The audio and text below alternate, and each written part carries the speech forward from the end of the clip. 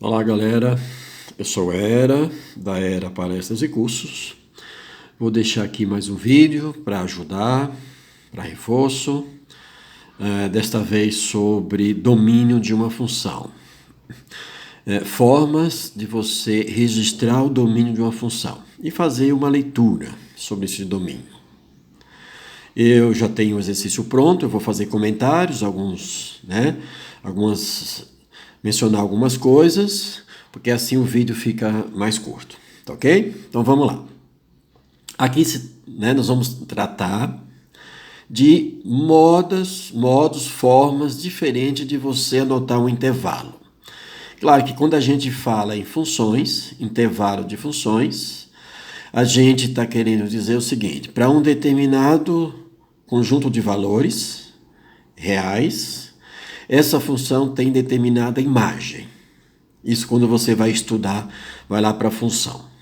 Mas aqui trata-se de uma representação, aliás, 3 formas de representar o domínio de uma função. Tá?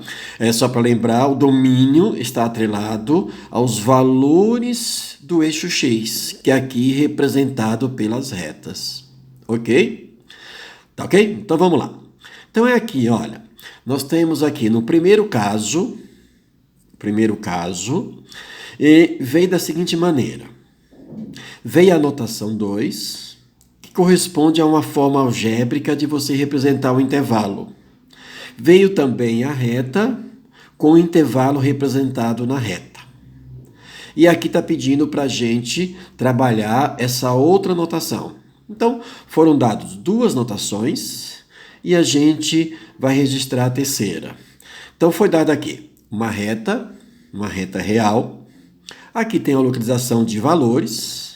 Aqui ele submeteu que esse tracinho representa aqui a origem da reta, né, que é o 0. Né? Posso chegar aqui e colocar o 0. Ok? E aqui eu tenho valores à direita. Aqui eu tenho assim, olha, 2 a gente chama bolinha, né? Vamos lá, um círculo fechado.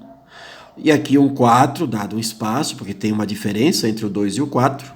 E o 4 está aqui com a bolinha aberta, chama de bolinha aberta.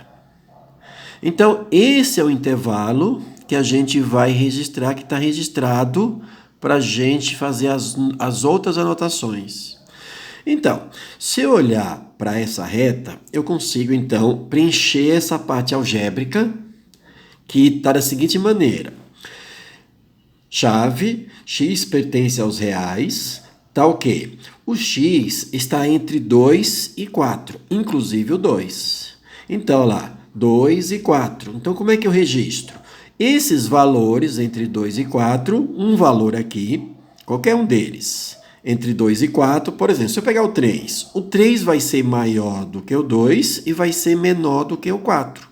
Então, todo esse conjunto de valores, que vai desde inteiro a qualquer número racional, né?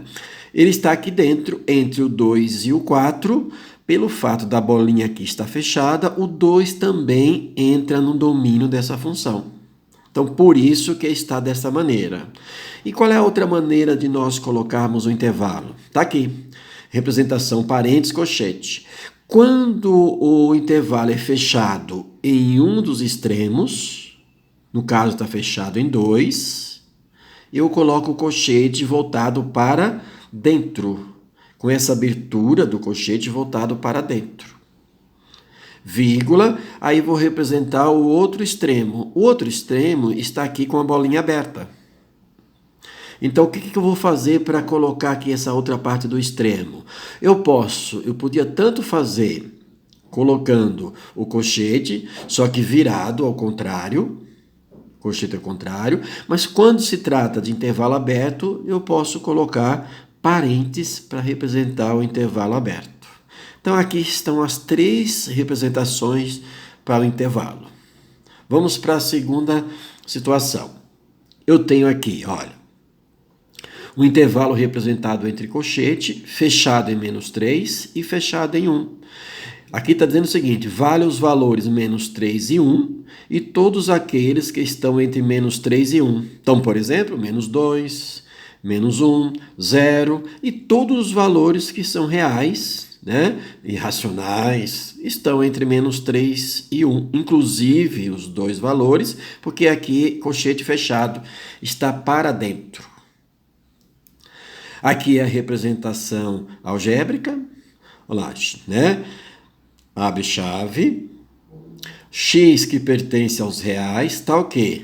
O x está entre menos 3 e 1, inclusive. Então, o x está no meio. À esquerda ele vai ser maior ou igual a menos 3, e à direita ele é menor e igual a 1. A representação gráfica, olha como ficou.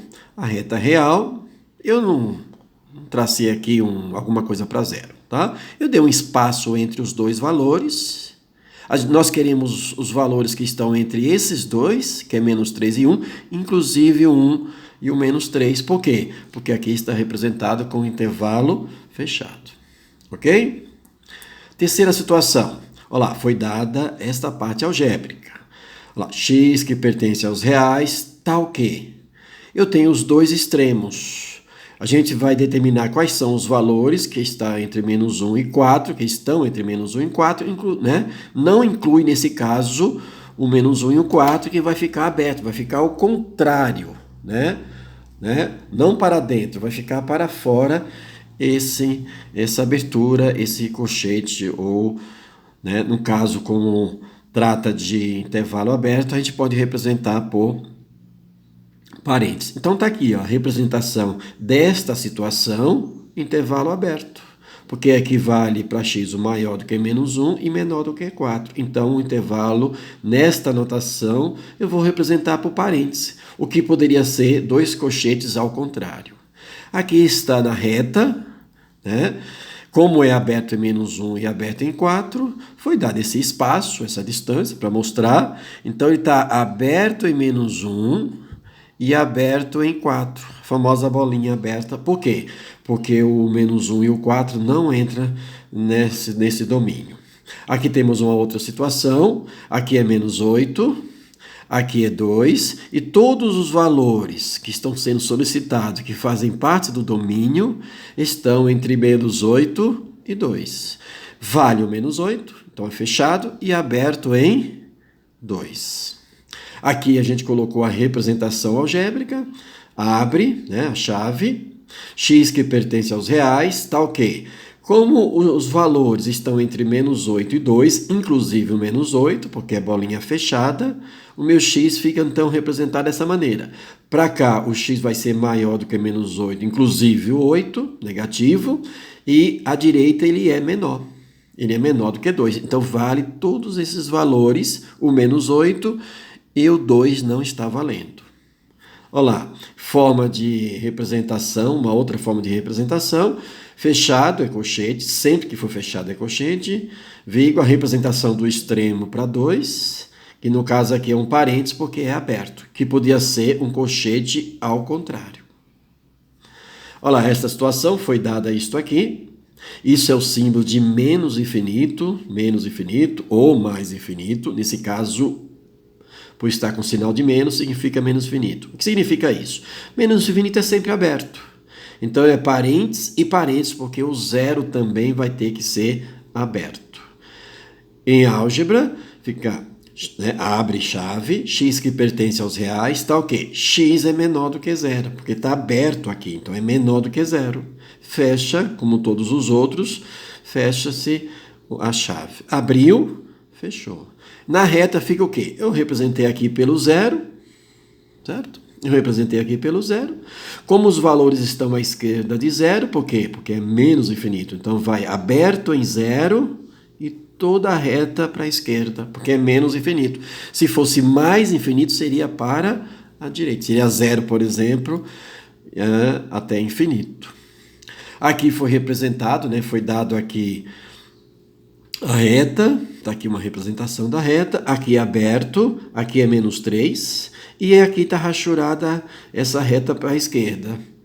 Olha lá, representação algébrica, né? Abre chave, x que pertence aos reais, está o quê? X é menor do que menos 3. Por quê? Porque é aberto e é à esquerda. Então, x é menor do que menos 3. Fecha o colchete.